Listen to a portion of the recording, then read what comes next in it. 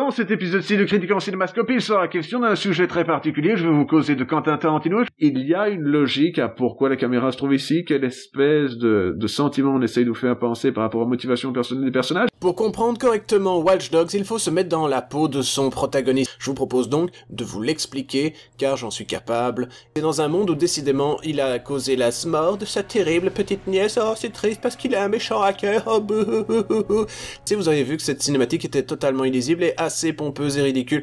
Et ça, je peux vous le dire, ce n'est que l'introduction de cet épisode de Critique Cruelle.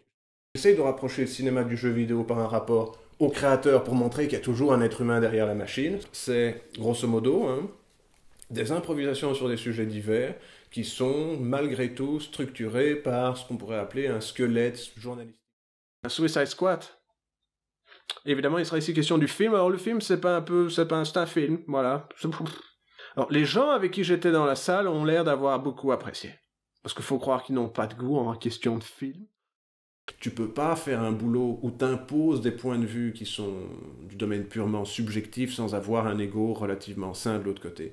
Je pense que la logique de la chose nécessite d'avoir la possibilité, certes, de regarder ce qu'on fait avec un peu de recul, mais que quand le moment est en quelque sorte venu de créer, d'écrire, de monter, de faire la chose, il faut avoir suffisamment de confiance en son avis pour avoir la possibilité de le faire.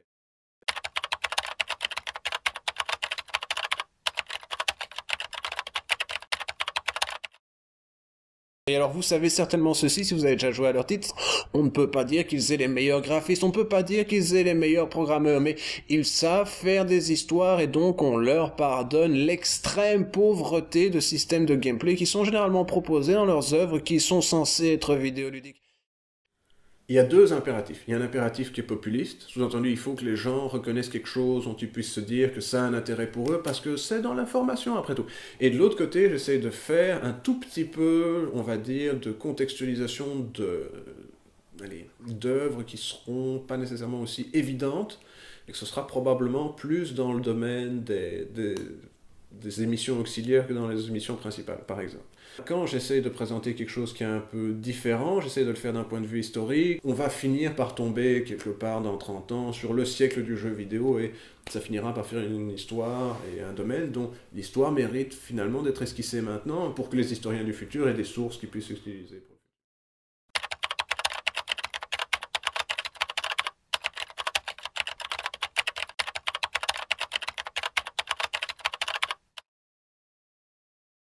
Vanquish est un jeu vidéo, en fait, dans le sens le plus pur du terme. Ce qui est logique, il a été créé par des vétérans de la discipline réunis dans une compagnie censée, du moins à l'époque, représenter le renouveau d'une industrie vidéoludique nippone en perte de vitesse.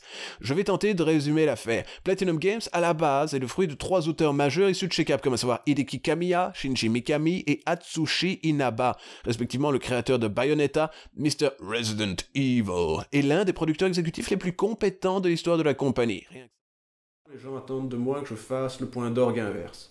Ce qui n'est pas drôle, parce que alors les gens s'attendent à ce que si le jeu il est populaire, que j'en dise obligatoirement du mal, ce qui est réducteur, je trouve.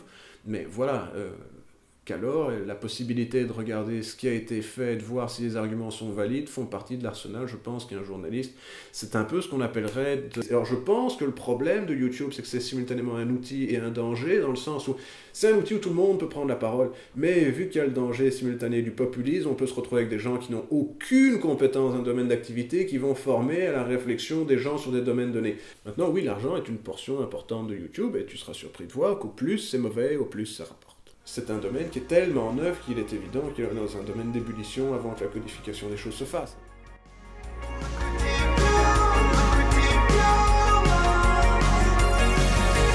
Talk so fast, you've got so much to say.